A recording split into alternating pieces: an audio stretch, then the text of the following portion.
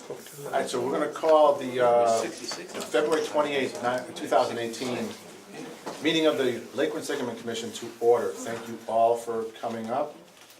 Our first order of business is we're going to do elections, I guess. So we have three positions we have to vote for. The first one is chairman. Is there any nominations? I nominate Peter Collins. Second that. Okay. All right, I accept. All those in favor? Aye. Aye. All those opposed? He's there. All right, so voted.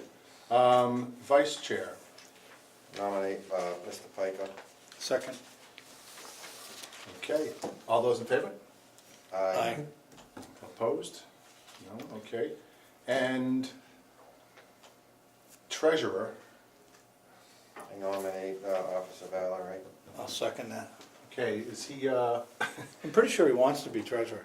all right, I just want to put him in a, guess what, we voted you, Pretty sure.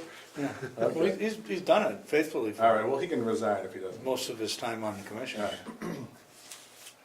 So, we have a second. All those in favor? Aye. Aye. Opposed? So voted. Okay. There you go, that was pretty quick. Bing, bang, boom. All right, so approvals of meeting, minutes of meeting from November 2017. Did everyone get a chance to peruse those? Make a motion to accept the minutes as written, Mr. Chair. Is there a second? Second. All those in favor? Aye. Opposed? So voted. Okay. Approvals of bills and expenses, which I have here. We have, this is one unpaid bill, yes? Nothing's up, Oh, this is already paid? yeah. Okay.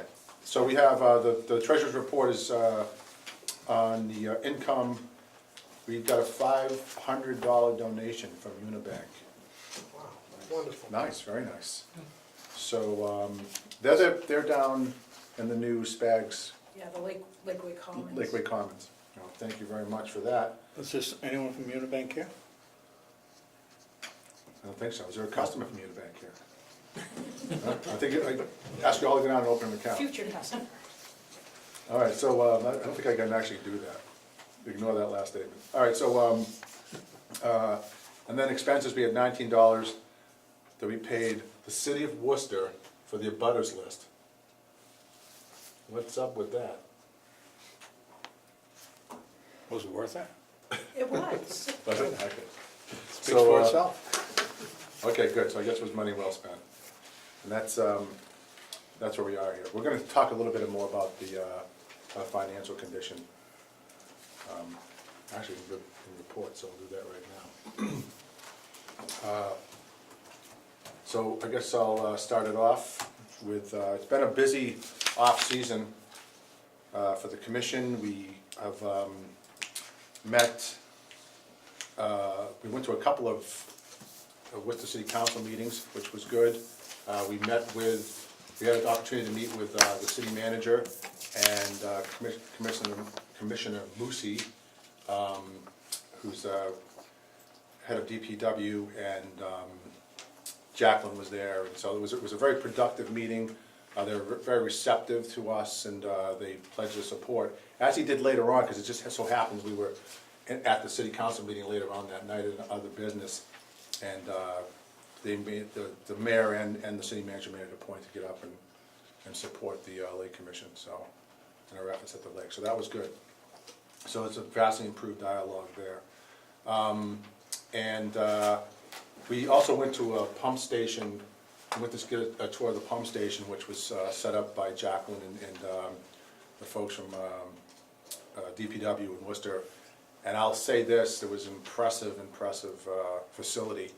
And I know that we've had our troubles and stuff, but it was incredible inside. And some people in the audience were also there, but it was something to see, and it didn't smell. It was like, that was kind of the weirdest thing. We went in there, just everything was very clean and organized, And they explained that the problem that we had in August, but they did an interesting demonstration where they actually shut the pump down. And I guess you got 15 minutes and before the thing fills up to a point where it gets into trouble. And so they sat there, they shut it down, so, because you can't really hear anything when the facility's running. So they shut the thing down and let it go, and you know, they were sitting there timing it, so the second it came in.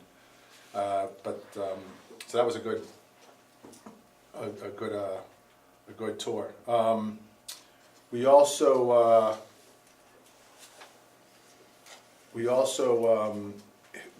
were able to, this is good news for everybody, I guess, is that our bill for our charter was signed by the governor. So it's official. H439 has been added to the long list of amendments and changes to the Lake Quinsigamond Commission Charter. That will give us the ability to conduct, so it's defined now that we can conduct the management activities that we need to do, and you know, that includes vegetation and invasive species management, as well as recreation management, which we've already been doing, and you know, still do all the reports and whatnot. So very good that's finally done, and I want to thank especially Representative Hannah Kane and Senator Michael Moore for their support and their tenacity to get this thing through. And especially I want to thank their offices, the office, both Representative Kane and Senator Moore's offices were just incredible, all the way to the end. They kept me informed in the last week or so. You know, it kept coming because they were enacting, they were doing this and they were doing that, and the bills were bouncing back and forth in the state and the House, and they were, you know, kept me in line, in the loop the whole time. So really appreciative of all the work that those folks did. And there's been some announcements in the local papers and online, quotes from you know, from Hannah and Michael about that kind of stuff. So all that was good. We have to go through all the stuff we did last year, and we also awarded the contract to ESS to assist us through the NOI process. So they're right now lining up dates with the you know, various conservation commissions. So we're going to move forward on that, and they're going to kind of bring us through the process. So the first stop will probably be natural heritage, if we can schedule it in that way, because I think the other conservation commissions are probably going to look for some kind of guidance from natural heritage of where we are with those folks. But so that's going in our plan. If the things go well in the budget, will be to, you know, do treatments this year. I'd like to do a systemic treatment. And a systemic treatment, basically, to oversimplify it, it's kind of like shocking your pool. And you know, it basically gives us a kickstart and goes in and nukes a bunch of weeds out. But we're going to, if we can't do that, that's a pretty expensive endeavor to do. If we can't do that, we're going to move forward with a modification to that plan. So that'll be good. But that's the plan right now, is to move that. To move on that. From a budget standpoint,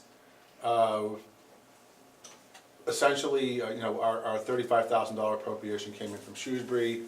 We had a $20,000 appropriation from the state. We had some money in the coffers, and we paid. I'm subtracting out the money we're going to pay ESS, even though we haven't written them a check yet, and the money that we paid for the weed mapping and some other things. So basically, it's leaving us with about $83,000 in the coffers at this point. So that's where we stand, which is fairly healthy. Although after we go through with the weed treatment, that's going to deplete pretty fast. Going through that. So fundraising is still a very, very important endeavor for us. I met with the Shrewsbury Selectmen last night. We're still on the budget for Shrewsbury for $20,000 this year, because they're kind of thinking, well, okay, we gave you $35,000 last year, didn't really spend it all, and but you did spend this amount of money, because we actually used their money to pay ESS. So they're going to put us in for $20,000 to bring us back up to the $35,000. So that'll be good there. My next stop is Grafton, which is next week. I have a meeting with their selectmen, so we'll see how that works out. And also, I should have said this right at the top, we have a new member from Worcester, so we have a Worcester butter seat, which has been vacant for a while, so we're very happy there. Dick Semitis, right? Correct. Very good. Because I've been pronouncing that wrong in my head for the last 2 months. I'm used to it. But Dick, just quick, tell us a little bit about yourself and your interest of the lake. Okay. Dick Semitis. I am from Worcester. I'm a lifelong Worcester/Auburn resident. Basically grew up on Lake Quinsigamond, doing things that a kid in the 1950s would be doing in Lake Quinsigamond. From White City to the Lithuanian Naturalization and Social Club, the bungalow down on Davis Way, and spending summers swimming on the lake, in the lake, and around the lake. My family moved from Worcester to Auburn, continued to do that. My son started rowing at St. John's High School in '87, so I guess that means for the past 30 years I've been involved in one way or another, spectating on the lake and rowing on the lake down there, and I live in Worcester now, and I'm happy to, well, also for a period of time there I had a powerboat on the lake, moored at Sunset Beach, bring me back to youth again also, and was happy to be asked, and I'm happy to serve to be on the committee. Fantastic. Thank you for stepping up. Thank you. I'm happy to have a Worcester. Have someone else with. You have a full complement now. I know. So that's good. That's good. Won't be able to kick Worcester around anymore. That's right. We never kick one. Kick you. That's different. We still have one open seat in Grafton. We have an interested party, and Grafton's put out a notice, so we're hoping to get that all straightened out by our next meeting, so that would be well before. So that'd be fantastic, and we'll have a full complement in the whole board. And I think that's going to be it for me till we get to the other side of the lake management plan. Mr. Piker. A few observations, Mr. Chair. The interesting phenomenon of early in the spring and early in the winter, I see out my house this waterfowl. I believe they're called common mersangers. They're white bodies with black heads, and they're swimming ducks. They're timid. Come out and look at them, they'll swim away, but they're very dependable. A couple weeks ago I saw them and I said, gee, maybe there's going to be an early spring. I mean, the weather's looked like that, and I have to tell you, every year it's like that. About 2 weeks later, the seasons drop the clutch. When they show up in the fall, early winter, 2 weeks later, it gets cold, snow happens. When they show up at this time of the year, on average, the weather simply clutch drops and it's getting better. So it's just an interesting phenomenon. And I've seen it, I mention it here because I've seen it for quite a few years now. I mean, they've been back in the lake, maybe some other people have seen them. Moving along. I observed at 6:30 this morning a double shell out there, rowing this morning. Yeah. So people are rowing on the lake already. I saw with my own eyes. Number 3, of interesting note, a friend of mine is working on, and he's moving along on this. We have a host house, and we have the funding for the telescopic camera, and it looks very real, because there's been a consultant opinion in terms of making this happen. And again, the money's there for it, whereby we're going to, hopefully soon, have a live wildlife camera on the Eagle's Nest. It'll probably be under the auspices of the Lake Quinsigamond Watershed Association, but you'll be able to go to that site and see a live cam of the Eagle Nest on Drake Island, which apparently they are rehabitating from last year. And the eagles are around. There's a number of reports of them. They are sitting in that nest.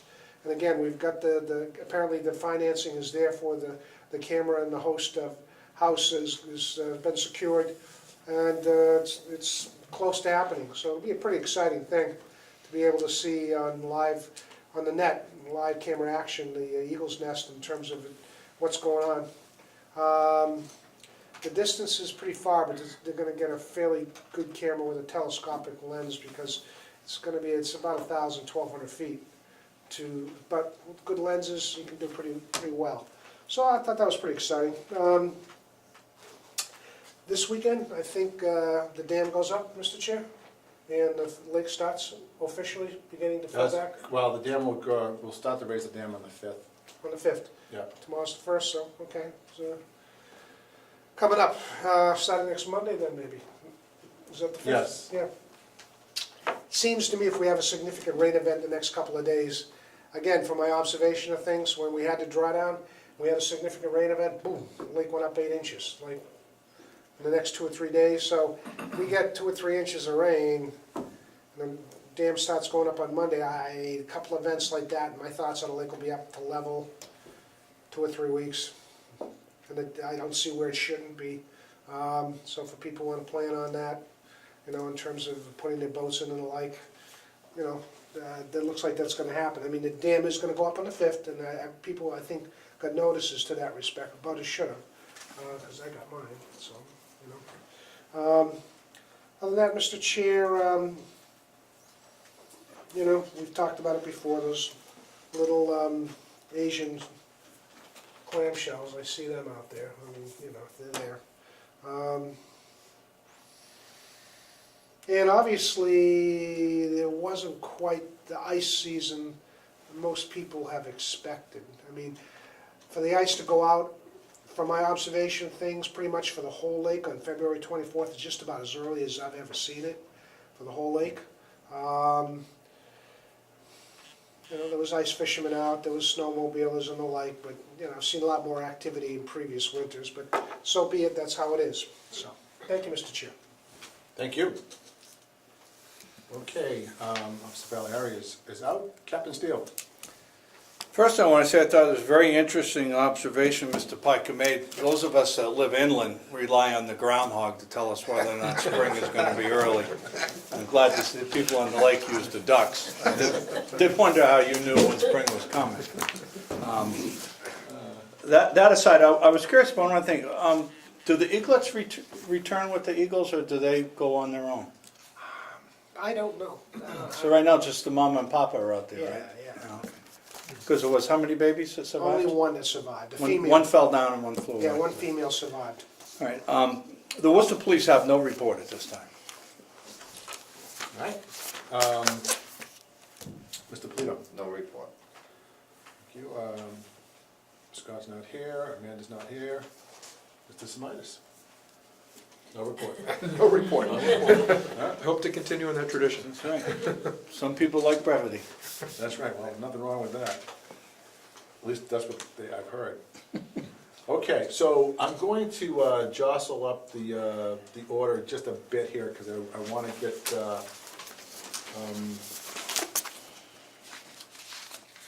Patrick Diggins up here to go over his schedule. He's got another commitment.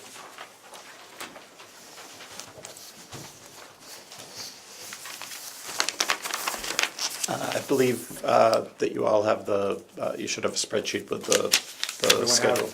for the Everyone have spring. Okay. It's pretty much identical to last year. No additional races. There are there are 5 major regattas that we will be requesting a ramp closure. The only one that's a major regatta that we do not request a ramp closure is Saturday, May 26th. That's Memorial Day weekend, and the ramp does remain open for that. All the other regular season races, which essentially have no name in the regatta column, it doesn't affect the ramp at all. Okay, I count, you said 5, I count. 1, 2, 3, 4. Got more than that. 9, I see 9. Oh, I'm just going by races. Sorry. So there are 1, 2, 3, 4, 5, 6, 7, 8. Yeah, 9 days that the ramp is closed. Oh, races being, yeah, multiple days, okay. Yeah. Sorry, all right, so, I'm just going by, okay. Perfect. Does this include, this is just the collegiate schedule, is it? No, this is the collegiate and the high school, this is everybody. Okay. And there's no masters coming up this year, or? No. No? No. All right, Just the spring race season. okay, so, The Eastern sprints are, if I can just ask a little point of information, Mr. Diggins, are taking place someplace else, or is that the NEI? No, we actually, a couple of years ago, brought in the women's sprints. Those are on the 29th of April. And the men's sprints are the 12th and 13th of May. okay, I see it, yeah. Perfect, any discussion? I have a quick question, because Mr. Diggins is an expert in this area. But I'm curious, I've noticed in Sarasota, Florida, they've created out of nothing a rowing surface that they said is one of the best in the country. And I challenged someone, I said, I understand that Lake Quinsigamond is better rowing surface. I'm wondering if you know about. Yeah, it's built just for rowing. Yeah. Gives them an advantage, but I'm curious. Can I still tell them we're ahead of them on this, or? Well, they have more spectator area. They do also have, and I haven't seen it, but I would really love to see it, is they have what they call a boom, but it's a big, essentially a big dock that blocks the wind on the water. Doesn't affect the wind up above, but it blocks the wind on the water. I've only heard about it. I've never, I have not seen it myself, but that is clearly an advantage. I did tell the man he was a liar, but. That has the world championship at it, and the entire park is actually built for rowing, so. If I can interject, I have seen it, just this past fall. I literally drove by it on Interstate 75, I believe it is. It is in the middle of nowhere. Flat land, major highway going right by it, and you just get off, and there it is. And it's just created for, so you may be able to say the Lake Quinsigamond is still With the a- premier with natural- Then the first water natural in one, I Lake think. This Quinsigamond. is certainly That's man-made. reasonable. That's reasonable. Okay. Anyways, thank you, Mr. Diggins. Just a comment, my cousin went down there for the week of the Masters races, and the spectator facilities are just fantastic, unbelievable. Otherwise, the water's about the same. There you go. Pretty wet. Water's water. We don't have any gators up here, so That's a good thing, too. yeah. Makes them real So, faster though. that's all good. I have seen those booms, because they use them in water, and there's a bunch of man-made water ski lakes in Florida. Florida's like the water ski capital of the world. But I have seen those booms, they work. I'm looking forward to seeing it someday. They do say it works, Yeah. and it runs the whole 2,000 meters of the course, which I'm Yeah. really That- surprised at. I could say that was probably a very expensive. I'm sure it was. Endeavor to do it, because I looked at renting them at one point, and they were, They just also put in a new finish line facility, which is pretty amazing as well. just like, Well, Mr. Diggins, when the Cat 3 goes on to Worcester Airport later this month, We'll just zip down. there'll be flights down to Sarasota. we flights on the Lake Quinsigamond, that's the airport. Okay, so I guess do I have a motion to, are there any other questions? I'm sorry, I don't want to cut anyone off. Motion to accept? Motion to accept or approve? Second. All those in favor? Aye. Aye. Those opposed? So voted. Thank you very much. Thank you. Have a good trip. Thank you. See the checks, Mr. Chairman? Those checks, you got those? Oh, they're coming. All right, we have the checks for all this, all right? Yeah, let's got them. We getting checks? Shake it by hand. We getting checks? All right. We got that going on. Can I just add that we will post the schedule on the town website Yes, with the thank you. program, so everybody Okay. knows. All right, perfect. And the town website, I want to bring that up too while we're talking about it, is greatly enhanced and up to date, and it's the best I've ever seen it actually, so I want to thank Angela for getting that done. So, all the members are on there, it's accurate, and we're going to be posting, public information like this on there, so it'd be a good site to go, and you can hook on from the watershed as well, so that'd be great. We are kind of talked about House Bill H 439. It's signed, the governor signed it, we're approved, we're all in, and on to the next thing. For the next bill we're gonna come out with, which hopefully won't be for a while. Update Regatta Point, Worcester by Charles Engineering. There's Regatta Point is doing some work there to replace some walls. I went into Andrew at the Worcester Concom meeting regarding the same subject, so he said he would like to come here and kind of give us an update on what they're gonna do down there. Good stuff. So these are just some narratives that went along with the NOI application for the Worcester Conservation Commission.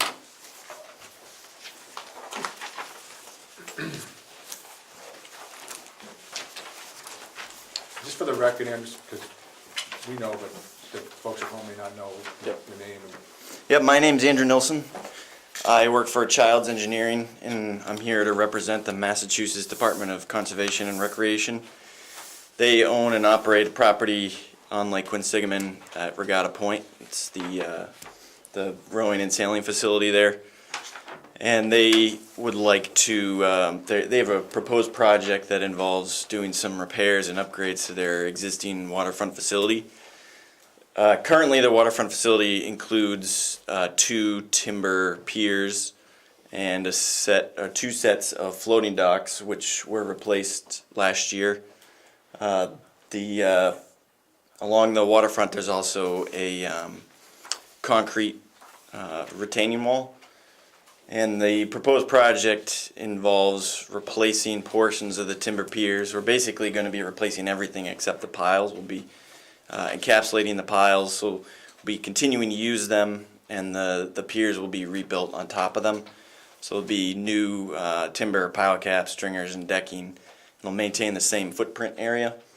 But the reason for that is because the existing piers they basically reached the end of their useful service life and just need to be repaired. The concrete retaining wall is also reached the end of its useful service life, and we'll be replacing that. And the method that we would be doing for that is to drive a steel sheet pile wall in front of it, so in the lakeside. It'll be driven directly in front of it, and then after that new sheet pile wall has been installed, the concrete retaining wall is removed and it's backfilled behind, and then we put a new walking surface on top of it. So it maintains the same current use, just be slightly wider. The walkway that's there would be slightly wider because it would be taking up some room in the lake. We came up with a square footage. It was approximately, I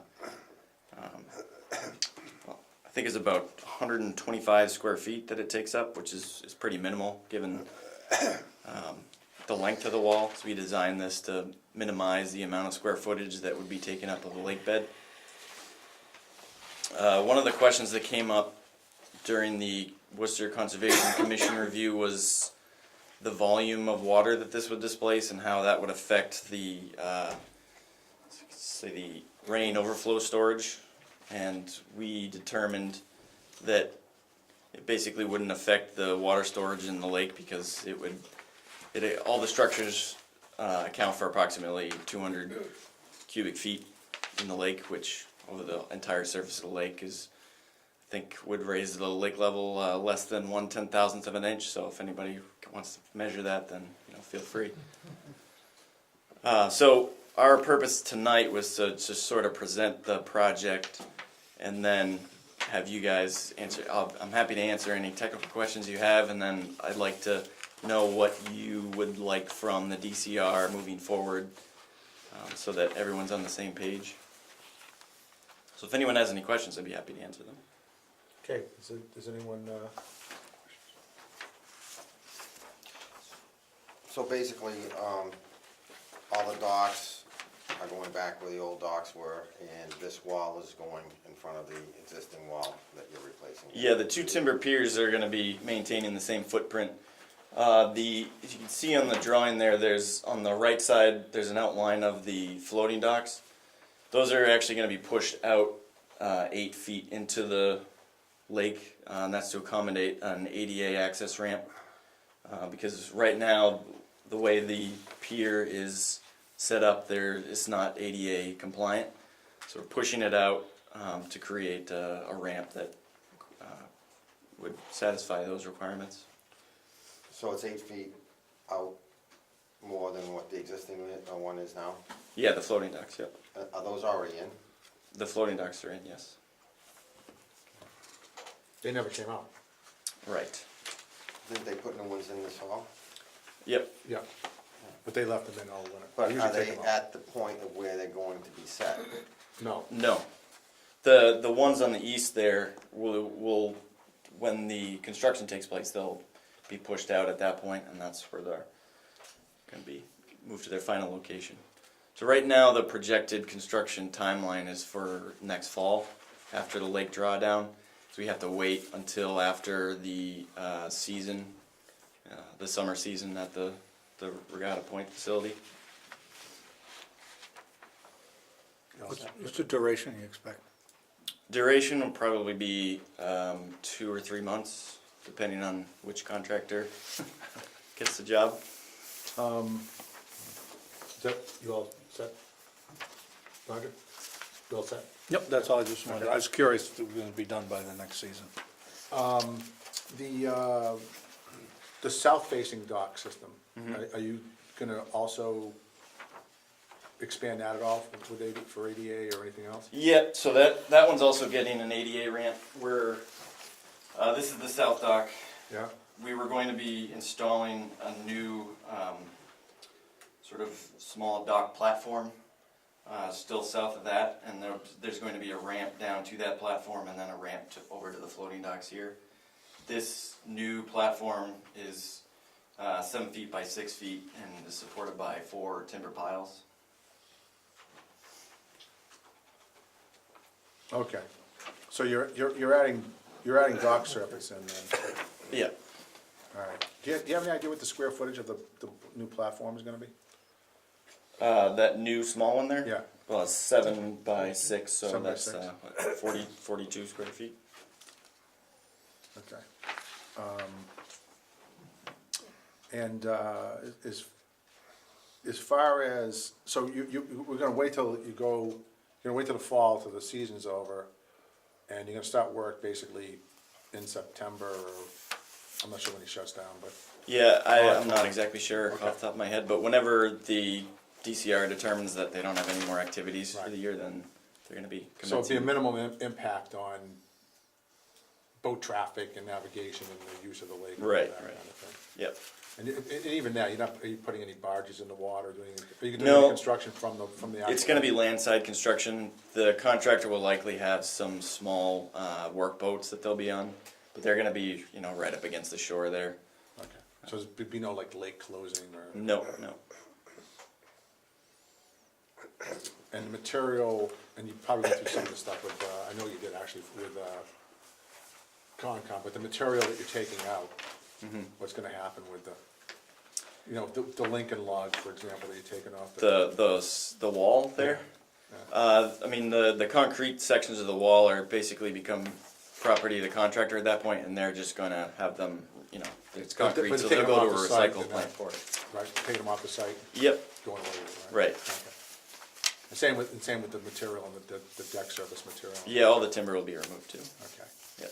So you're basically not doing, you're not driving anything into the ground anymore, you're just encapsulating the piers you have now and resurfacing the. That new platform. Well, the new involves- platform you will be, Yeah, yeah. and then the steel sheet pile, of course, is driven into the ground. Right.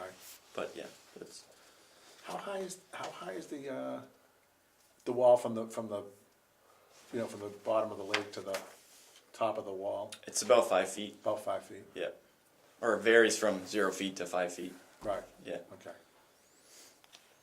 Yeah, sheet pile's not my favorite material, 'cause it looks like sheet pile. Yep. Looks That's like sheet. It does. Yeah. All right, so, any other, I got one more question. Just looking at the plan, it shows a precast walkway that's 6 feet wide. And is that in front? And it shows the steel piles that are gonna be driven in front of that. So are those steel piles driven out 6 feet more than what the existing wall is? No, the existing wall is 6 feet wide, or sorry, existing walkway is 6 feet wide, so that steel sheet pile is going to be driven right up against the face of that existing wall. So it's effectively, the sheet pile that we're specifying the contractor uses has a depth of 9 inches. So it's effectively going out 9 inches from the face of the existing wall. Okay, so it's not, okay, that's fine. Okay. it just seems, the walkway there, I've been there a million times, but it seems like, so you're designating the walkway as something different than because it's all basically paved from the building to the lake on top of it, yes? Yes. Yep. So the walkway, and that's more than 6 feet. No, there's this one walkway that goes, so there's pavement from the building to there was an old retaining wall there at some point. I don't Yeah. know the history of that exactly. Okay. And then in front of that is this walkway Yeah. that we're talking about. Okay. It's about 6 I'm feet just- wide, yeah. Is that all covered with tar now? It's so Concrete. concrete? Concrete. Okay. All right. Can I ask a question? Looking at the plans, I'm a little bit unclear. On the northern end of the floating dock, which is out into the lake, which is going to be moved out 8 feet, is there an L-shaped projection that comes out 40 feet and is 8.5 feet wide? Am I reading that correctly? Which plan are you looking at exactly there? Doesn't matter, either one of the plans. You've got the floating dock out in the lake, on the easterly portion of the whole complex. Yep. And then there's An an L shape. Yep. L-shape coming out. Yep. Is that going to be 40 feet long by 8.5 feet wide? Yep. Yeah, that's 8 feet what's further out in? that's what is existing there. So yeah, they're going to maintain those same floating docks. They're reusing those. okay. It's just being pushed out 8 feet. Yep. I don't have any issues. I was just thinking the same exact thing. In my mind, probably not, because you're not getting that close to that point over there, because there's a lot of, it's kind of over to the side, I think. I've always been more concerned in that area down there is the boat moorings that they have on the north side of the whole complex. They keep the sailboats over there. And I don't have a problem with them having moorings there. It's just that a couple of them I think are out into the navigation lane. And I've asked them to move them, and Casey was gonna do that, but that'd be my only comment on that, would be, those moorings I don't like. I don't think the way this thing's coming out is gonna be really a significant problem where it is. I think it'll kind of all acclimate, and you'll get used to where they are, and, because you got the swan and the duck boat there, and, it's just kind of all, there's sailboats coming in and out, so no one gets that close to it. And I can say this from experience, because I went down there to check out the new docks in the fall, and I don't know who it was one of the workers there, came running out in the dock and was flagging me off. And I wasn't even touching the dock, I was just kind of like driving by it. Like, oh yeah, watch out for my dock, so they're worried about the new dock, I guess. Yeah. Like I was gonna miss the big yellow strip on the top of it, Yeah. so. Yeah, so, I think, does that answer your question? Yep. That's my Okay, opinion. thank you.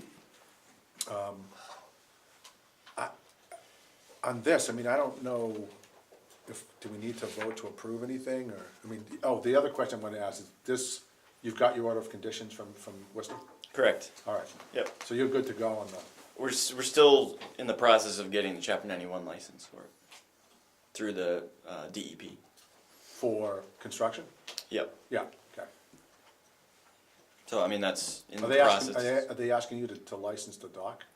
Yeah. So there's sort of out of my hands at this point. I'm just trying to license the new structures, which would be the sheet pile on that 7x6 platform. Yeah, And the DCR is also working to try and grandfather it in, because as far as anyone knows, there's no I was gonna say, I don't think existing they Chapter have 91 license. didn't have a 91 license, chapter 91 license. Right. Okay. So the only chapter 91 license so far is the one that you're doing for the additional, that's just that one little platform thing Yeah, and the sheet pile, right? and the sheet pile? Yep. Basically, the two items that are highlighted in orange on that drawing there are what we're obtaining a Chapter 91 license for. Okay. Are they considering the sheet pile a dock?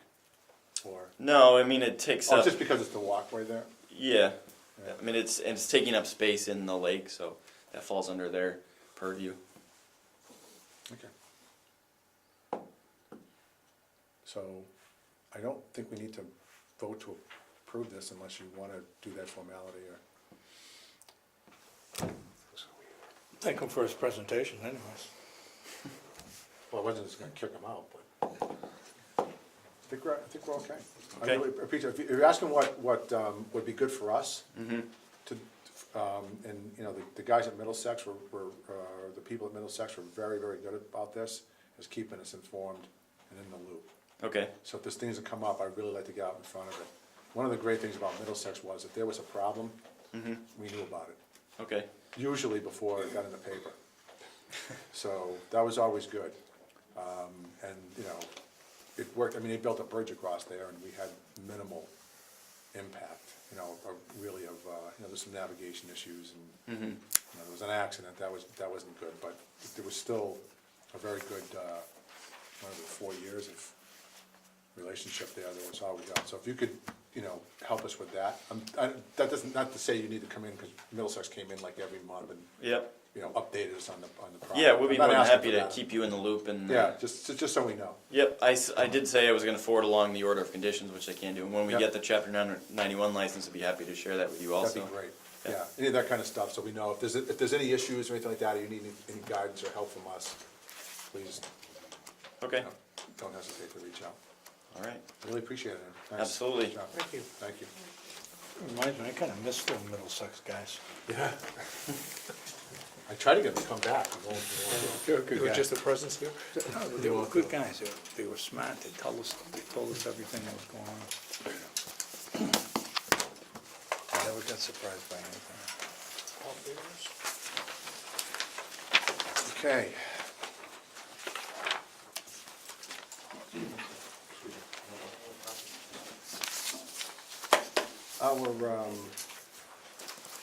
Our next guest is going to be Paul Fairhurst and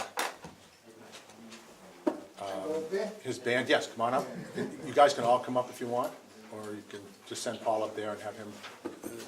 His band of merry men, it looks Yeah, like. very much. So Paul, Want to introduce yourselves? Paul and his friends here, I'm just going to do a quick intro. Paul Fairhurst. Are going to talk about fishing in Lake Quinsigamond and, And introduce yourselves as well as your addresses, I believe, Mr. Chair. yeah, that's fine. Just, Where I you live? can say from what's. Edgemere, Edgemere, there you go. 17 Anglin Lane. All right. Hey, my name is Paul Lincoln, I live on 310 South Quinsigamond Ave. And I'm Joe Gabriella, I live on Huntington Road, which is Half Moon Cove. 50-plus year resident of the lake. All right. We're fishermen of Lake Quinsigamond. And I don't know if you guys know, I'm sure Michael's dad knows about the pike introduced into the lake and what we think happened to the native smelt population. Excuse me, Joe. It's a public meeting, the door has to be open.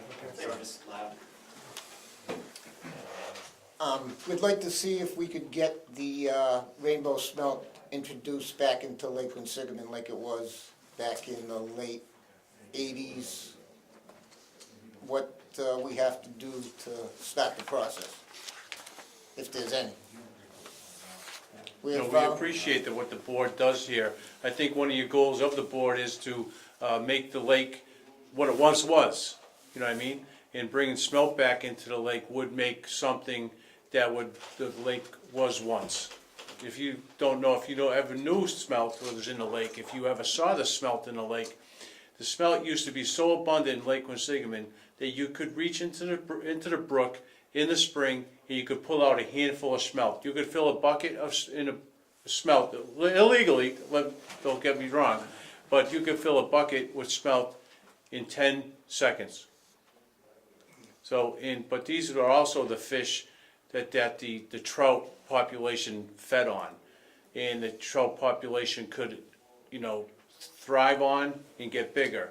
Today, all the trout that I know of in Lake Quinsigamond, they're put in the spring, and before the end of the year, they're either caught or they die. Very few of them hold over. And I believe, personally I believe, I don't know through studies or anything, but I believe that the fish don't hold over because there's not enough food for them. And it, introducing smelt or another bait fish into the lake would only help out. You folks, every meeting you talk about crew boats, you talk about weeds, you talk about this, which is great. Crew boats, they do a great thing for the lake. Getting the weeds down is a great thing. I think that's a great thing that this board did, is, drawing down the lake and killing some of the weeds in the lake. But I think, stepping forward and maybe getting, introduced smelt back into the lake would be a great thing. I've gone and talked with the Division of Fishery and Wildlife, and they seem to think that the pollution did the number on the rainbow smelt. But us fishermen seem to have different opinion about what happened to the smelt. In mid-80s, the Division of New Hampshire came down and they put nets in the brooks and seined all the eggs and brought them to New Hampshire. And we were, they made a deal about we got the salmon stocked back into Lake Quinsigamond for X amount of years or whatever it was. And after that, they took those eggs out of there. The smelt seemed to have slowly depreciated. And stocking a invasive species, which is a northern pike or a tiger muskie, all they do is eat. They're just alligators. They don't reproduce. They do nothing but eat fish that are already in this body of water. And between everything that happened, I can't say it was just one thing. It was a majority of things that happened to the rainbow smelt. And if you know anything about them, they're a very hard fish to survive. In Lake Quinsigamond, they thrived. They were tens of thousands of them back in the 70s and 80s. And supposedly they went through a cycle. They were supposed to come back. Well, they never came back. I mean, it's been since 1990, since the last time we saw a rainbow smelt in Lake Quinsigamond. And Michael, you know it, your dad fished the lake. I like to concur with what they're saying. Back in the early 80s, you could see them if you ever rode over the Route 9 bridge. You would look out at night and you would see fishermen out there with lanterns. And what they were doing is they were smelt fishing, and if you never smelt fished it, you would take a line, a little jig pole, and you'd put 6 or 7 hooks on it, however many you were allowed, and you could put them down in the hole, and you could bring them up, and you get 6 or 7 little smelt all the time. People would eat them. People could use them for bait fish. They would, they would be abundant, and they're non-existent anymore. Do pike eat those fish? Pike eat anything. Yes. Yeah. Do you think they ate a lot of them? Yes, of course they do. The pike, the bass, if you've never fished Lake Quinsigamond, and we've fished it, I've been fishing it my whole life, you go behind White City, you troll down 40, 50 feet of water. There's no reason that our trout and these sport fish shouldn't hold over, and we shouldn't have 6, 8, 10-pound rainbow trout similar to what you see in Wachusett and other fresh, healthy bodies of water. So. Our concern and our approach is we're looking for guidance. So how would we go about reintroducing this fish, whether it's with eggs that they've taken from the lake and harvested and put in another lake? We're kind of looking for guidance on what to do, and I think it's an all-natural thing. It's a great sport fishing lake. Mr. Chair? Sure. Yeah. A couple comments. Number one, seems to me fellows will want to work with Mass Wildlife, Fish and Game, to see, I'm just thinking out loud here, but they must have a resource in terms of eggs, or They can't be bothered. they can't be bought. Well, From what I got, when I went and talked to them 2 weeks ago. would they interfere with, you might ask, the notion of reintroducing a species? Number two, who would pay for, restocking, be it eggs or, new rainbow smelt? I don't know if you guys would try to get together some little, donation group to be able to, There's enough of us, we could do it ourselves if we had to. There's enough fishermen that fish Lake Quinsigamond that would give their time up to do whatever had to be well, done. if they stock trout, I would talk to those folks and say, look, I have. and what do they say in terms of, would you stop us from restocking? Did you Yeah. ask them? They would stop you? Okay. I Why? think, I'm pretty sure they would. Because they wouldn't Because- hold over in Lake Quinsigamond. Because why? They wouldn't hold over, they wouldn't reproduce. smelt? Yeah, Yeah. And if you to say, well, if it's our expense and they didn't hold over, I guess it's a failed experiment, but we're willing to try? Right. Have you approached them with that notion? the gentleman that I talked to was a young kid, and I thought he would show some interest into it. And he kinda like told me to spend my own time, and whatever time I have is to come to these meetings and voice my opinion on the lake. I've lived on the lake for 63 years.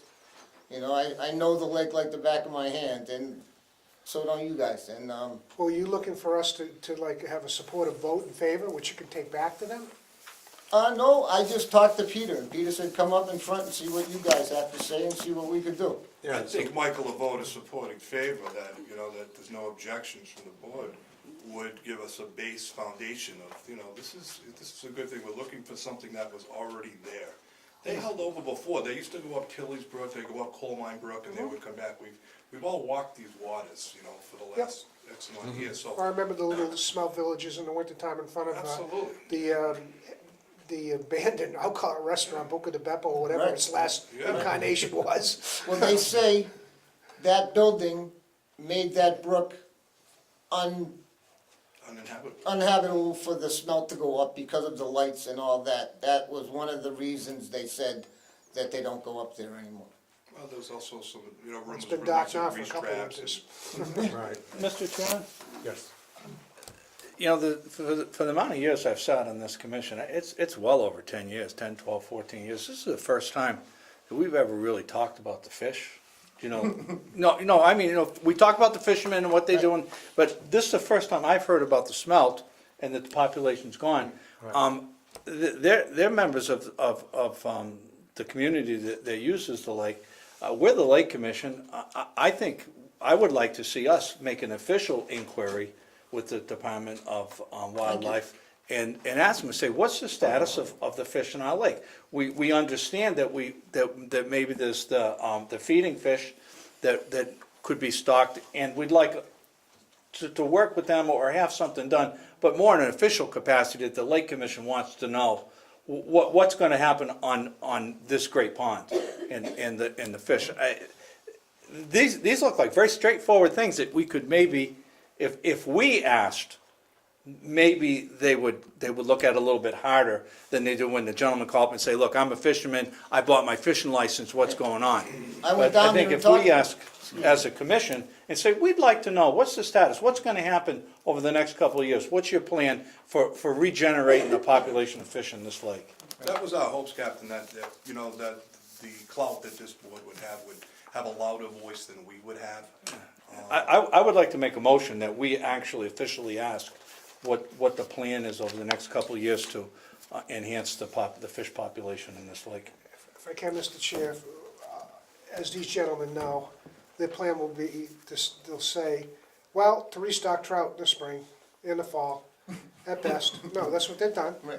I That's all think they do. stopped Well, stocking these muskies or they put 21,000 in this fall. They They put 21,000 northern pike in Lake Quinsigamond this fall, this fall, which is Between and 7 I- inches and I 9 agree inches with long. Paul. They act like alligators. They eat everything in this site. They eat the trout. This. Well, that now you make a big comment in terms of are we reinforcing a species which seems to be too much of a predator in terms of other Yes. fishable fish? And that's a good question. That might be the type of thing that we need to take a look at. And frankly, if these gentlemen here are willing to spend their own funds, to try an experiment of reintroducing a species that was here before. It's not like we're bringing in something that is gonna be an invasive foreign species that we know nothing about, which all of a sudden may take over, which there's been examples of that. We don't need to get into that today. For instance, the The northern shellfish I pike. was talking about, they just came along and, you know what I mean? And so, I would agree with One thing we'd Commissioner like to Steele see, in terms of a question, in terms of consideration of reintroducing, for instance, such a species, and concern that maybe reinforcing a species that's too much of a predator isn't a very good thing, so. thank you, Michael, that's one of it. It's an invasive species that they put in Lake Quinsigamond back in 1978 or whatever it was. The state put it in without anybody even saying anything. I mean, that's an invasive species. If you did that in this day and age, you'd go to jail. But they don't. One other thing Frankly, to consider is, when's the last time you saw a frog in the lake? You guys lived there, right? Michael, you lived there. What was the last time? A frog, Frog. Where are the frogs? yeah. They've been eaten by the So pike. they've been eaten by the I've heard though that unfortunately it's kind of a universal thing that the frogs population on Are the average. pike everywhere? Did they put them in all the lakes? Yeah. Or just our Pretty lake? much. Well, they put them in quite a You know, few. and if you're gonna talk about that, frankly, a lot of the fishermen I see out there would like to fish for trouts and bass. I don't see a lot of other than ice fishing, a lot of pike pulled out. No. During the, we'll call it warm water seasons. So the question might be begged as to why are we reinforcing a species which the fishermen aren't necessarily so focused on. Thank you. Yep. Yeah. Another interesting point is you have a lot of bass tournaments down on the Yeah. lake. If that was, Right. if you put smelt back in this lake, it would be, you could draw a lot of, bass fishermen, a lot of revenue back to the lake. There's other things to consider with that. It's just not happening. Young people aren't gonna go fish if they throw the line out and there's no fish. Absolutely. Exactly. But It's if you tough, know it's where tough they keeping are, them, concentrating for Right. 45 minutes. If you're out on the lake, I'm trolling all the time, he's trolling all the time behind White City. You can catch trout all summer long, but it's tough to get, and you don't get the holdovers. You get a lot of the stock trout. Maybe you get one that's a year or two, but nothing more than that. So we were hoping, and what you said is, and we don't think we need to beat a dead drum here, is that if the board could support this and sometime, lend a voice to it, and what your influence is, Mr. consider Chair, it. here's a suggestion, Mr. Chair. We ask for a representative of Mass Wildlife to come in and talk about the fish population in the lake and have it be a public meeting, an open meeting where people can then ask some questions in terms of this whole notion of reintroducing a species and also giving consideration for tempering or what goes into the decision to reinforce certain species or not. So, and maybe that's another step whereby they hear from the general public in terms of, and then you can invite your bass fishing or trout fishing friends to show up that night, and maybe, if they feel the political wind in terms of what, Could be a recreational signature boaters, campaign. fishermen There's a lot want. we could do, to hear the voice of the fishermen. And, like the captain says, I haven't heard anything from the commission on, the wildlife of the lake, the fish. The eagles are great, we love them, but, the fish population, there's a lot of different species. And eagles of fish too. Well, that's what it right. has to do with a healthy lake, Eagles to eat have trout. generations of fish. You know. You need it for the genetics, there's lots of reasons for Yeah. you to want to have the The fish state record repopulate. carp is out of Lake Quinsigamond. Yeah, that might grandchildren be can good fish. public. To have somebody, if they're willing to come in from Mass Wildlife, Mr. Chair, and then, you know what I mean, tell us, well, what do you do when it comes to restocking fish in the lake? How do you feel about, allow for them to, a public My forum? motion was that we do an official letter, but along with that, it certainly, when we get the response, it would be very nice to have someone come and talk to us, Yeah. so we can read the response and then ask some questions. Yeah, I think a letter asking just what these gentlemen asked. What is the process to reintroduce a whole, rainbow smelt to the lake? Is there a process if it can be done? Ask the question, and then maybe we can get an answer. Versus asking them to come in and, I'd ask the question first, so we know where it's heading, and then if we don't like what we're hearing, maybe we can go in a little different direction. I mean, let's see what they say first. It's good stuff. You know, I did have a conversation with Senator Moore last weekend. I was fortunate enough to have some alone time with him up in Millbury, and he did suggest the same thing, that if you could get the board to go and, you know, go to the fishery division, and that's where you need to start. I mean, but, you know. Mr. Chairman, might I make a suggestion to combine the two?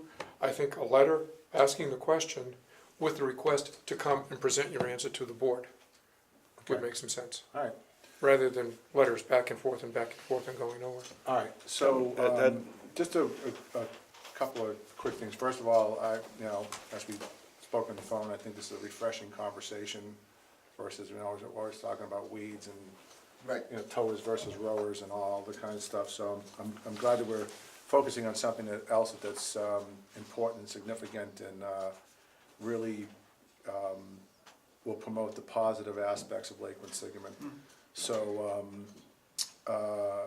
do you have any idea why they introduced Northern Pike?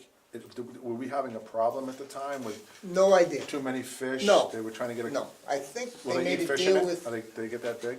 they made a deal with New Jersey, I think. New Jersey was sending them pike, Massachusetts pike, and we were giving New Jersey's, I don't know, maybe brown trout or rainbow trout or some pheasant, who knows what the deal was. So we traded brown trout for Northern Pike? Northern pike. That was. Or something happened, okay, so we're not clear on what Yeah, that this was. is a good reason, Mr. Chair, All right, why we so- may have somebody so, here to talk to us. All right. Pike They don't have know. teeth, right? What?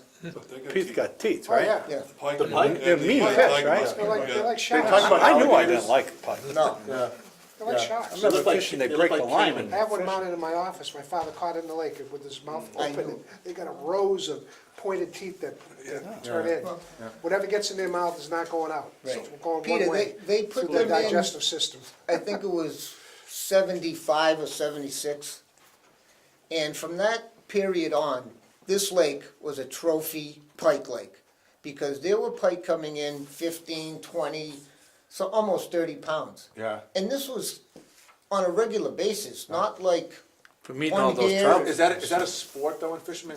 Are there fishermen that go, I mean, there's bass fishermen, right? How'd you eat I know those there's first couple fishermen like to years? get trout, and there's fishermen like to get everything, but is there like let's go, I've never heard of a pike boat. no. Most of that was like muskie, and they catch, around here, no, you ice fish for them. That was mostly what everybody did. They're not was ice even fish. eating fish, right? They got too many bones. Although people say they have eaten, What, pike? yeah. Yeah. The smelt eat Asian clams, you know that? I'm gonna go with yes. Yes. Because that would be a no-brainer. Okay, we're looking for a natural enemy for the what? Asian clam. What does an Asian clam do to you, to the body of water? It just makes it uncomfortable to walk on. Oh, okay. And they're literally extremely aggressive, so, Yeah. and you can, and I'm seeing in places where they weren't last year. They're everywhere. Yeah. I see them everywhere. Are they in front of your place? Oh, yeah. Oh, yeah, so it's a Okay. crazy thing. And Peter, I know you're aware, I'm sorry, I know you're aware, Michael's aware, but Mr. Ferris has owned a bait shop on Lake Quinsigamond Bait and Tackle for many years, and it was a thriving business. People would come from all over to fish Lake Quinsigamond. He was very successful with it, rented boats on the lake for many years, so, you know, when he's telling you what, you know, the state of the fish in the lake, the man certainly does know what he's talking about. We spoke to every fisherman for, 40-mile radius for many years that would come into the bait shop and, and give us the feedback. All right, good. Well, we were bored, we were looking for something else to take on, so All right, we're, we'll be here, you tell us We're when to be retired, here. so we got all the time in the world. there you go. So, I guess Some of us. I will entertain a motion. I like the amendment that he made. to I that do one. too, so we can, if they tell us, they come back with an answer that says, well, we do it because of this, it'll be the law of two reasons. The one that So sounds our- good and the real one. So our motion is gonna be pretty much to the effect, we'd like to know what your plan is for the introduction of fish to our lake, as well as the smelt, which rainbow smelt? Rainbow smelt, Okay. yes. Yep. Into our lake, and we'd like someone to come and tell us about what the plan is. All right, Maybe the history of it, And the what the history. rationale for introduction. thank you. Yeah. Yep. Well, why did they take the eggs in the first place would be a great question to ask. I guess, those are all questions we can ask. can- while Yeah, he's we in can here. ask when you're together. here. Yeah. Give Yeah, those let's not eggs give it all back. away to the guy. What happens is, I'm just gonna ask him to come and, I'm gonna ask him Yes, come and to come and speak about their plan to, and I'm not trying to push the motion here, but this is, my suggestion is I'll ask them to come and speak of, what, you know, how they plan on stocking on Lake Quinsigamond, and I think that discussion will organically lead us into the rest of the stuff. Does that make sense? I'm concerned about that smelt. I think they should know that we wanna know how come we don't have smelt and why aren't they helping us get some? There you go. All right. That's, sounds to me like, It was great. and then we'll get them there, and we'll see them dying, we'll see what's killing them. All right, so the motion is, My motion would be, we write a letter to the Fish and Wildlife, whatever the group is Yep, called, yep. and say that we're inquiring about what their multi-year plan is for restocking and introducing rainbow smelt back into the fish population of Lake Quinsigamond. all right, And, you know, they will probably have some ideas of their own, and they'll come here and talk to us about it. That's stocking fish in general, Mr. Chair, Second. which includes trout in these Yeah. muskies that we're talking about. Now, and that would be Michael, part do of the motion. Alls I can say, though, in closing on my part, if you know this is gonna come up, right? Said it before, I'll just say it one more time. Get your buddies here, but don't come with pitchforks and lit torches. Come and be civil. Yep. You know, if somebody tell them, if they get up to speak, my name is Joe Schmo, I live at such address, and this is my question. You know, because if they're nice enough to come, be polite enough in terms of asking a question. You got concerns, try to, you know, keep it, you know, civil. Professional courtesy. But, point is, though, if only 2 of you show up that night, Right. I'm not gonna be that impressed. That's why there was a 15 couple or of 20 us of you here show tonight. up, they'll be more so impressed. That's called politics.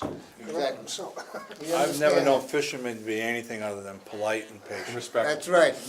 You We know it. also have another fisherman back from the Worcester side that's with us. Yeah, we have a Worcester guy too, so. Yeah, Come we have on. a Worcester representative, yeah, so, he's a Okay. longtime fisherman as well, so we have plenty that we could bring. Michael, I'm not sure if you know, it was back in, around the same time that this alewife, it's a bait fish. Yeah. It's like a heron, it's a sea, Yep. it's a, Yep. well, they stocked it in Singletary Lake. Yeah, They stocked it in South Pond, them in South Pond, and they stocked them in Chauncey. yeah, I'm not sure of how many other bodies of water they put them in back in that day, but I know that South Pond and Singletary Pond still thrive with okay. this That was alewife. Singletary Pond, or Yeah. the pond that the Singletary Riding? No, comes from? Singletary Lake, Singletary Okay. Lake, Yeah, Lake Singletary, Okay. in Milton. yeah, okay. So the motion, again, because I'm not, it's been kind of scattered. if we could ask for a wildlife individual Can I make a to, suggestion? She could read it back, she wrote it down. Write a letter to the Fish and Wildlife about the multi-year plan for Lake Quinsigamond and introducing the rainbow smelt into the lake, and then come to the board to talk about it. Okay, so here's my one concern with the way that's. You wanted to talk about regular fish. Well, Yeah. introduction of all what I'm fish. afraid of is we're gonna get to the answer will be, we're not planning on stocking the Lake Quinsigamond with Right. rainbow trout, so there's nothing to come and talk about. Yeah, and that's fine. Just about the fish pond. So I guess my suggestion would be, and I'm not making the motion, but my suggestion with the motion would be to have them come in and talk about what they are stocking. And then, like I said, that conversation will organically move into what they're not stocking. Out of curiosity, Fish and Wildlife has more responsibility than simply stalking, right? Oh, They're yeah. Oh, yeah. they're supposed to enhance, so I mean, Well, Mass Wildlife, I'll give you an example of what Mass Wildlife has in terms of influence, is Mass Wildlife is a department that Natural Heritage is under. okay. So we're going in front of Natural Heritage to get permits for the lake. Oh, good. So they're the ones who, the Natural Heritage are the ones, for example, who have, answer to that. we have additional responsibilities because of the BACI and whatnot. So yes, they have many more responsibilities. No, what I meant was, they have a responsibility other than stalking. They're supposed to make sure that we have a healthy lake for fish, right? Right, well, I mean, that's what we're supposed to be doing too, so it's in our purview to do it, and, is that the motion to, Yeah, that sounds good. Get rid of the just smell. You know, don't put it like that. right, just say to come in, what, the multi-year plan of how you're gonna stock Lake Quinsigamond Fish fish, the fish Excuse me. population. No, you just said we probably shouldn't talk about what is your plan, because they're not gonna have a plan. Right. So they're not gonna come. So what you just said was what is your plan?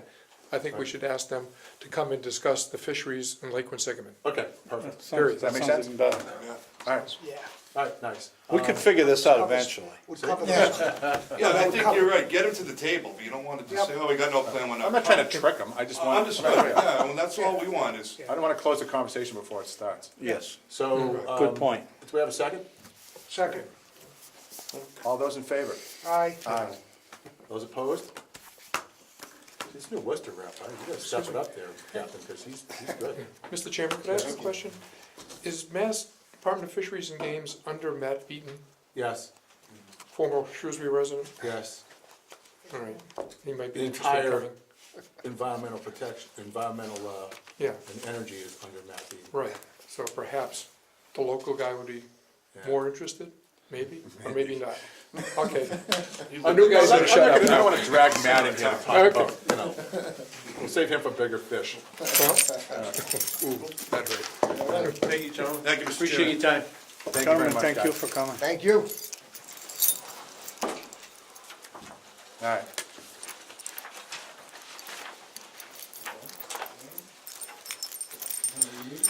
All right, so next,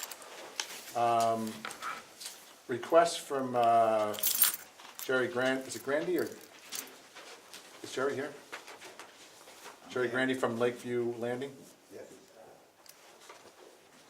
So, he's requesting a no wake sign in front of the condos at Lakeview Landing. Yes, into the entrance in the little bay there. So you want your, and I'm not trying to put words in your mouth, but basically you want a no wake sign in the entrance to Shrewsbury Bay. Yes. Are you all familiar with Shrewsbury Bay is? No. Where- So Shrewsbury Bay, from the lakeside, is bordered on the west by Kings Point. Okay, and on the east, it's bordered by, the Knights of Columbus facility is there. Okay. Okay, so that's the landmark I think everyone will recognize. So, Right, with the pen. within that, it's, with the exception of, the Knights now, it used to be the Lithuanian Club. Great, right? okay, So yeah, I know. You're not, you're Yeah, I know now. yeah, so, with the exception of that, everything else is residential, and there's 2 condo developments sitting in there, and the rest of it are single-family homes. So, I will say this from a usage standpoint, it's a popular place to go and swim.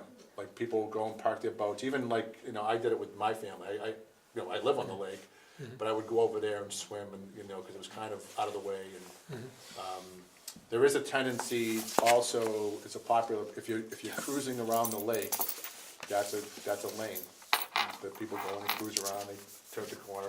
There's very little opportunity to get 150 feet from shore and not make a wake. I'm sorry, to not make a wake within 150 feet of shore, because it's pretty skinny in there. Yep. At the end of the day, so, What would we put, a buoy there? we put a no, and I'm not suggesting we do that, I'm just saying that there's a request from someone to put a marker there to clear that whole area, no wake. My caution with this, to be frank, is that,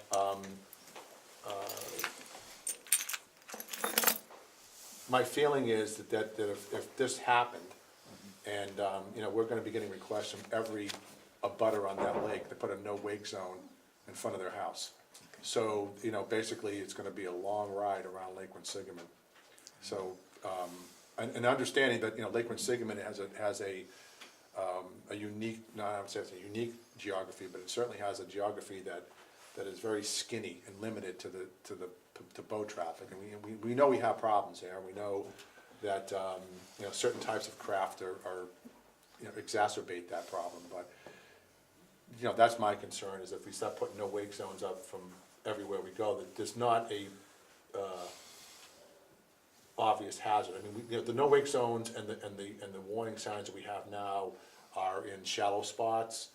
They're in entrances to coves that are, blatantly too skinny to go through there. Plus, one of them I'm thinking of is a shallow spot and an entrance to a cove. So a lot of it's marking for safety reasons, so you don't take out your prop or damage your boat or hurt anyone. Then we have no wake signs and warning signs in front of beaches, because you're not supposed to be near those things as well. And that makes a lot of sense. But, so that's typically, traditionally, that's how we've done it. You put up signs to designate an area of concern that we may be shallow or too close to a public swimming area. Does that make sense?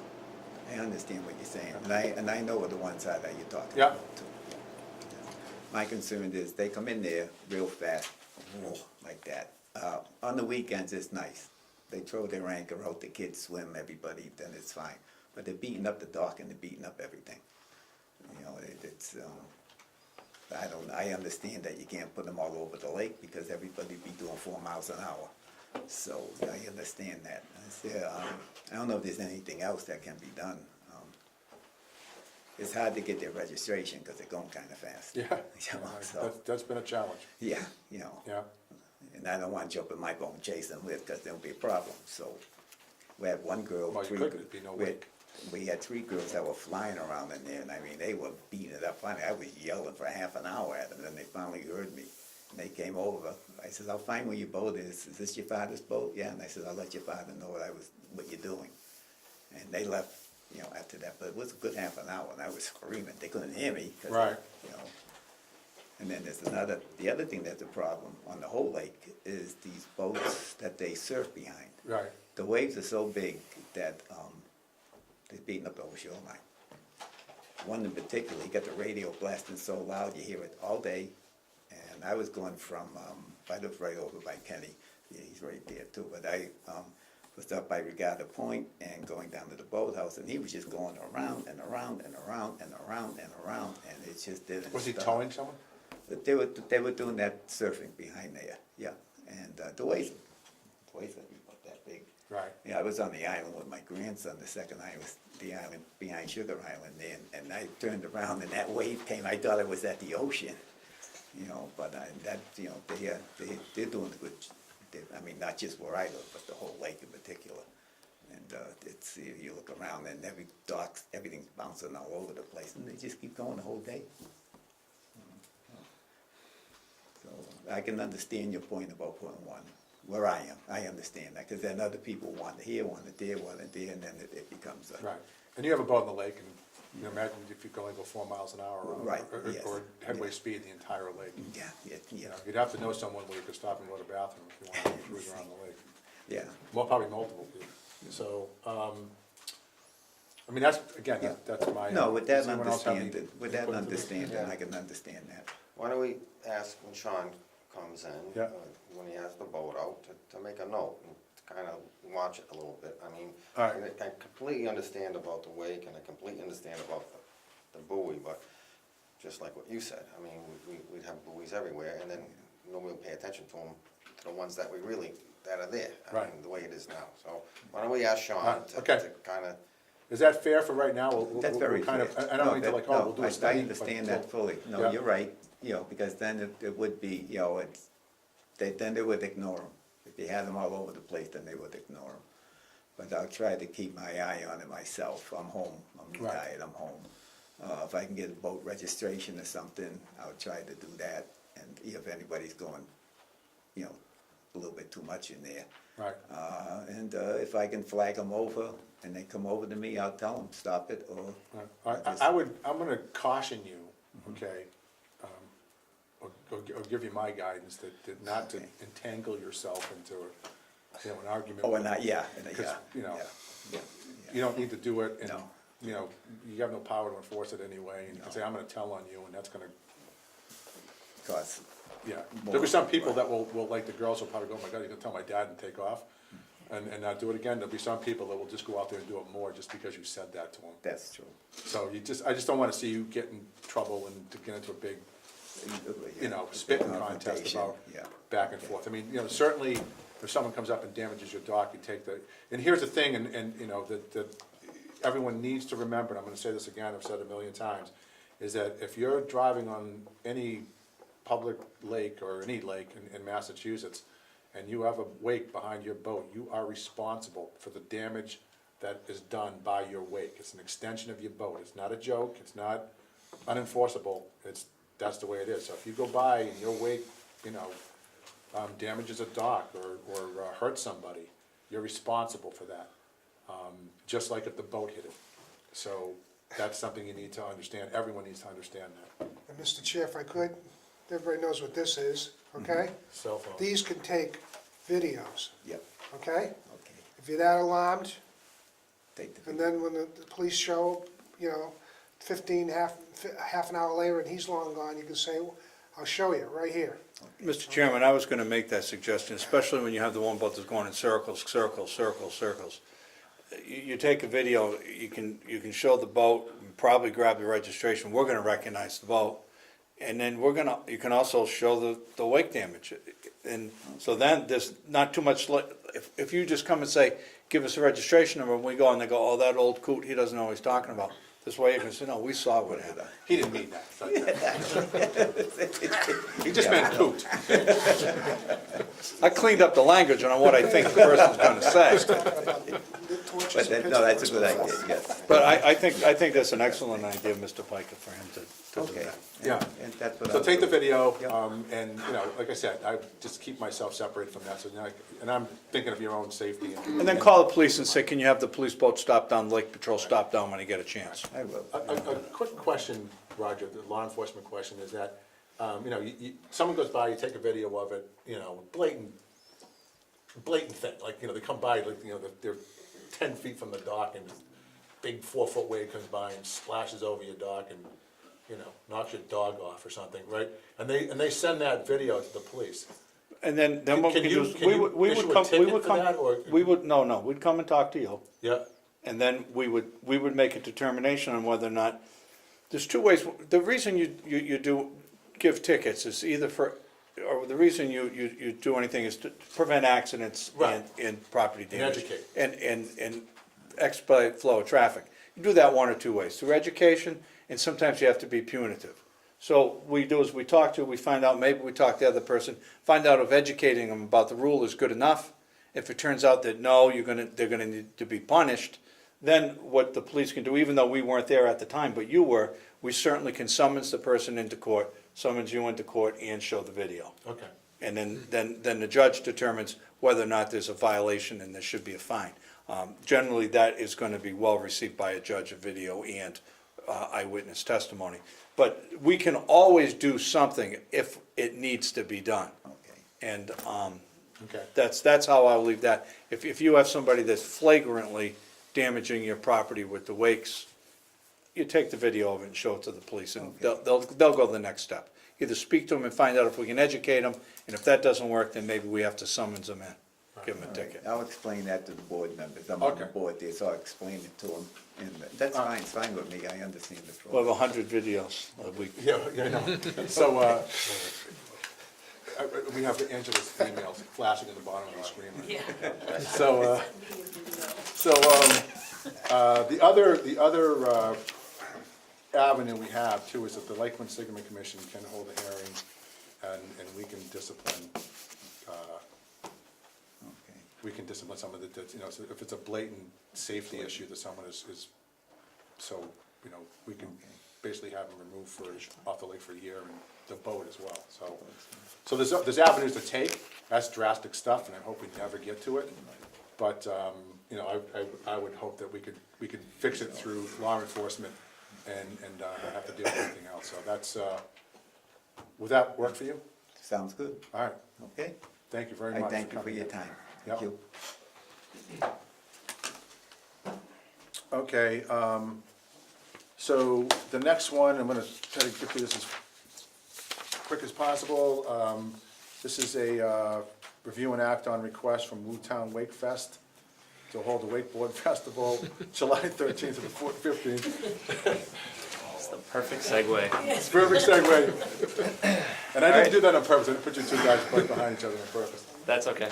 Okay. So I'll give a quick introduction. I'm Mike Melangio. I'm partners with Mark Portuando, who typically comes to represent us, but it's his twin daughter's 9th birthday today, so he's there. But I'm from the Whooptown Wake Fest. We do a wakeboard and wake surf competition every year. So the past two years, you guys have granted us permission to host that on the lake. And so what we're looking to do this year is exactly the same as last year. So we host a 3-day event, but we're only looking for one day where we do a no wake zone between the Corazini boat ramp and the Route 9 Burns Bridge. The only difference this year is that we're not requesting a boat ramp closure at the Corazini boat launch. Typically we request the close so that we can really help keep a no wake zone other than our 2 competition boats. But since we've been growing year over year, we really want to encourage as many people to come and enjoy it as humanly possible. We pull a lot of riders over the 3 days, so about 100 riders a day, and we had about 2,000 spectators last year. So it brings a lot of business to the lake, and we want to keep it open so we can continue to bring people to Lake Quinsigamond. So, because I see in the app here is that it says no wake. So you're requesting a no wake? Correct. We're requesting the no wake zone, but we're just requesting not to close the boat ramp. Yeah, I Which don't, normally we do. not sure how we do that. I'm not sure. What do you mean? How do we enforce the no wake zone? Well, it just makes it more difficult. If Because you're we- gonna have, if the wake, it's gonna be a Saturday, there's gonna be a bunch of people coming in and out of Corazini. So that's gonna, Definitely. exponentially raise the amount of people that we have that are not educated in no Right, wake, not aware. and why there's a Yep. no wake zone, and that there's a tournament going on, and that's gonna be Yeah. extremely difficult to do it.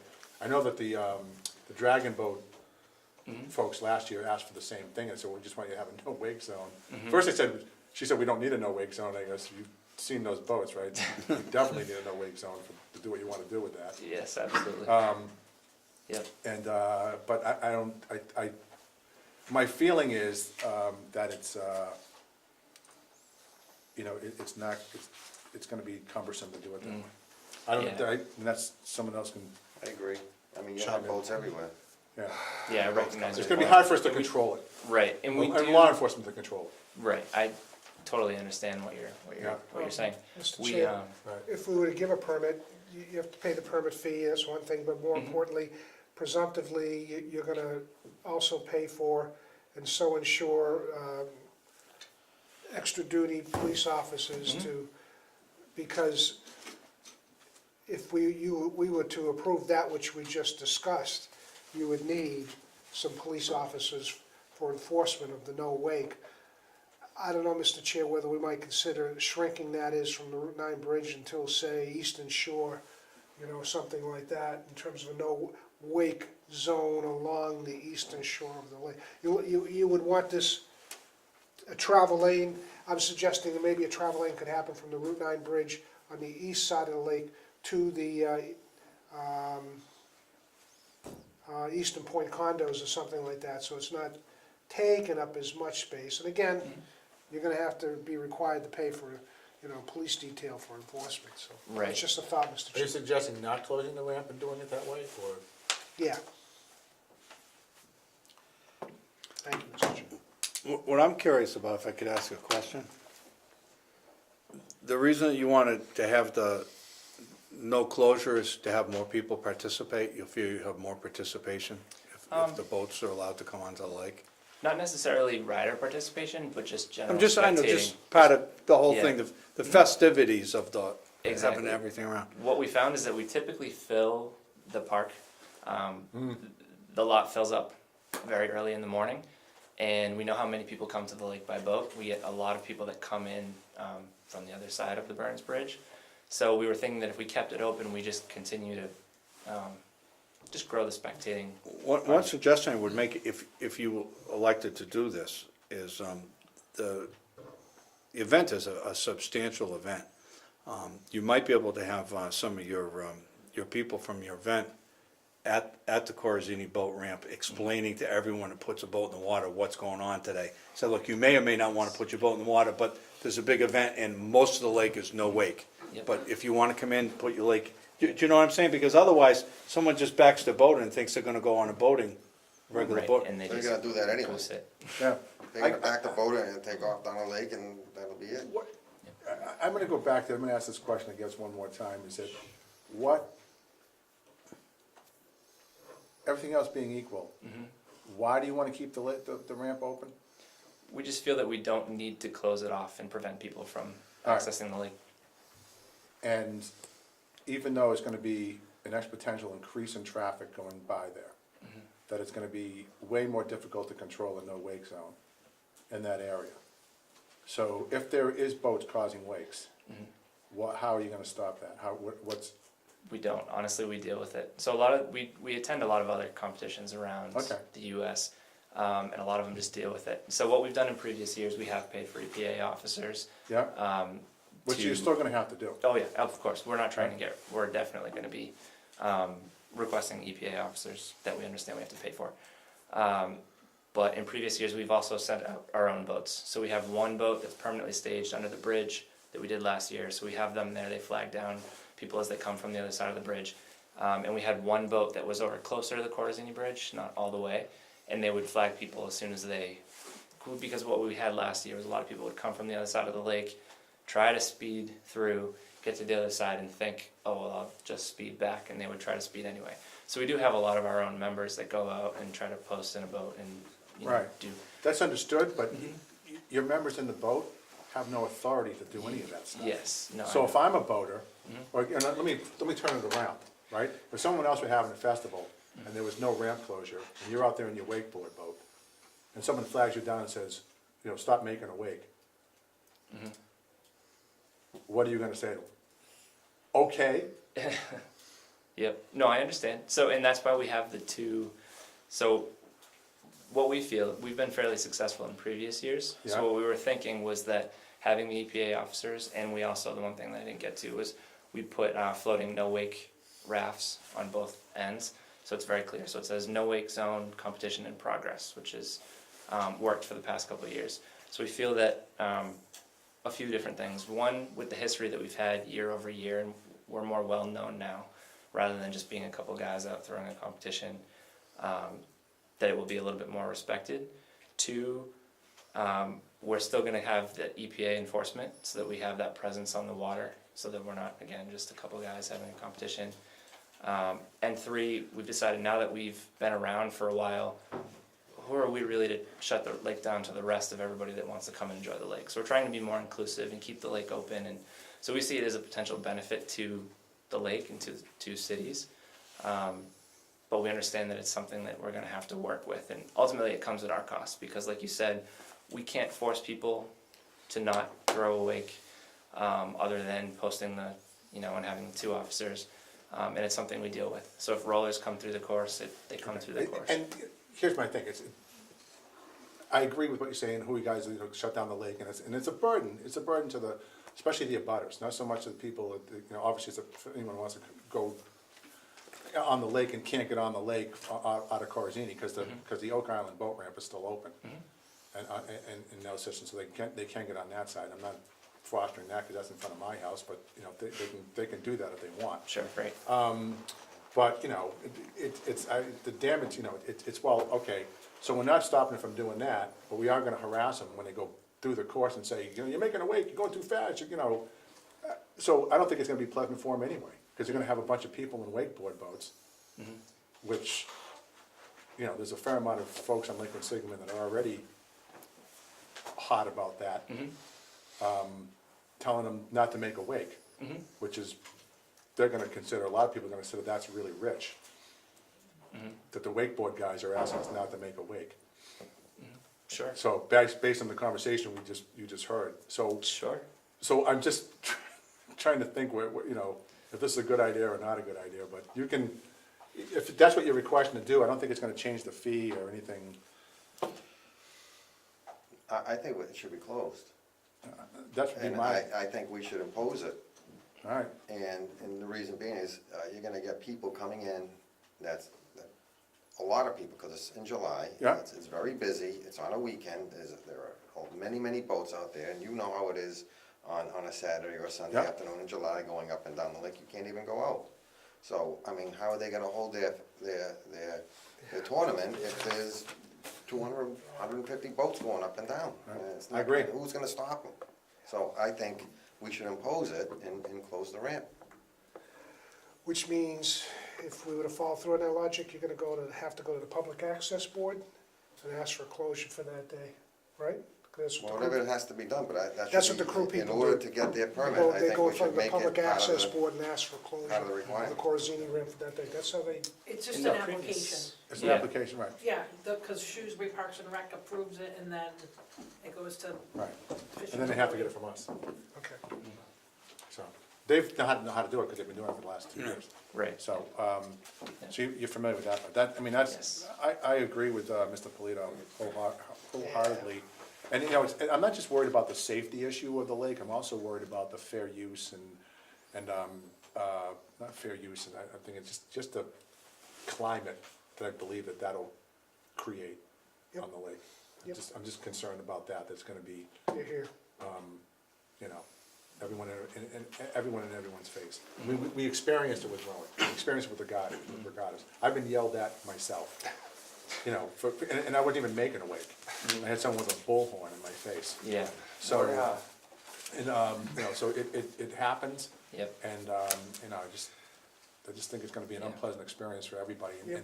you know, that tournament has been pulled off, even in the light of everything, you know, with the big waves and all that, it's been pretty well received and pretty well run, I think, so far. Thank you. So, Thank you. and it's certainly the most exciting tournament or event we've had on the lake during the summer. You know, it's music blaring and, you know, it's fun. So I'd like to keep it that way. I think that, Thank you for that. Maybe they could encourage spectators to watch on top of the bridge, stay out of the water. Like the crew races, they line up on the top of the Burns Bridge, Right. watch it. well, there's additional parking at Sunset Beach and you can take the kayak shuttle out to over to the event. Yeah, we'd love to, like I said, our goal is to be more inclusive and to have more people be able to enjoy it and everything that we do. We have a lot of local companies that support us and we support them, and it's just something that we want to grow for that reason and be more inclusive. And for what it's worth, wakeboarders and wake surfers typically get a pretty bad rep for being invasive. We're the pike, right? But we're not all like that. I think you're second on the list. Yeah. Yeah? It's You Pike moved and up then from us. third because you were behind the jet skis and now you're. Oh, yeah. Now you're No, up we over can all those agree guys. that we don't want them. No, but in all seriousness, like I'm trying to say, we're trying to share the lake, not to kick everyone out for a Right. day and not to push the crew out for the day. No, We no, wanna- and we're not wanna- saying, we're not including, and Yeah. it's a noble effort. I think that, it's just gonna make things more complicated for everybody involved that has to manage it. That's my concern. It's our duty or responsibility to manage the recreational part of it. So. And I respect that a lot, thank you. So that's my concern, is that it's gonna be hard to manage for us and for the people involved, because we're just adding on, you know, whatever, 150 more boats that we have to manage and deal with. And you guys may have to manage and deal with, and, you know, I didn't, It and can so get far, like, crazy on a weekend. except that we've had some complaints about the docks, damage to docks and stuff because of the wakes during that tournament. Other than that, it's, you know, knock on wood, it's been really positive. So I you know, I'd like to keep it that way. Mr. Chair, if I can make a suggestion, could I suggest that Woontown Wake Fest LLC go about getting the ramp closed and then come back to us with whether they have that approval or not, with the understanding that tonight we're making a suggestion that for the event to occur that date, that they so seek that out, and then at that point, maybe then give consideration with knowledge of approval that the ramp would be closed that day for them to have that date. Just a quick question, I believe typically we get approval here and then we go get the ramp closure. Yes, so, to shorten that down a little bit, we're gonna require that you get a ramp closure. Sure, Okay. sure. That basically sum up your, I think that works, yeah. The fishing and boating access will approve it if you guys have approved it, so Right. it's not, No. they won't Okay. not approve it. Can I make a motion, we support the closure of the ramp for the Woo Fest on July 14th?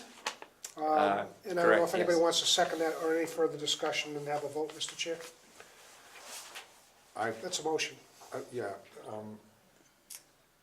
I would amend the motion to say that we require it. Okay, Support I'd it. like to make a motion, Mr. Chair, that we require WooFest to get a ramp closure for that day of their event.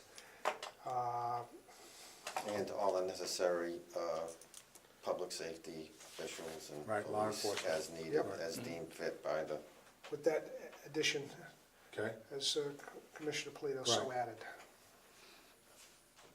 and with, on the permit, it's, you have to maintain a travel lane, and that'll help bring all the people Mhm. that you want to see it. Right. So yes, this would effectively take us the same as last year, which we're fully Yep. in support of. Good, okay. Perfect. There's a second? second. All those in favor? Aye. Aye. Opposed? So voted. Thank you all. Can't wait to see you there. Likewise. Oh, one quick thing. Angela, what was did you get the thing you needed, information you needed off of this? Oh, this just says the 14th, and I didn't know if it was supposed to say the 13th and for the practice. So we're not requesting anything special for the 13th to the 15th, same as previous years. Yeah, it's But I 2 still think days. you have to have Yeah, you it still have, listed. because it's an organized event. So the way that the rule works, reads, I don't have it, Mike might have his copies, but the way the rule reads, it's basically an organized, anything that's organized, you have participation with people, and it's specific to that, also requires a permit. It's not just, for give you an example,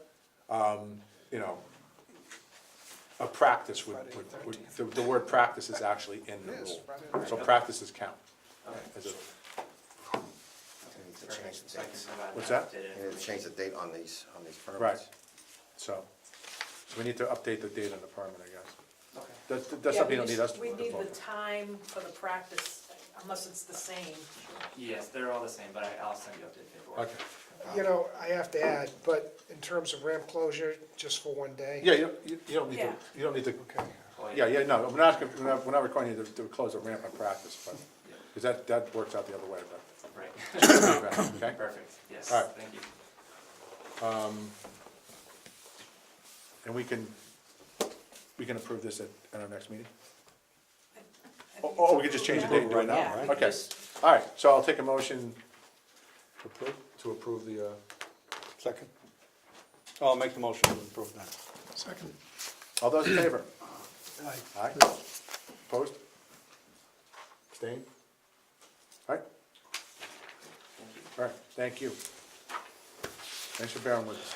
Thank you. Okay, we already did the rowing, update the lake management plan, NOI contract, we already talked about that actually. We talked about the budget, and Mike Liberty. and update from the Watershed Association. Mike, do you want to, same thing, you're all set? Okay. And the date for our next meeting, Mr. Chair. 3/28. 3/28? Yep. Okay. What day of the week is that? So, which Wednesday is that? So I would Wednesday, the 28th. entertain a motion to adjourn if there's any. Motion to adjourn. Second. All those in favor? Aye. Aye.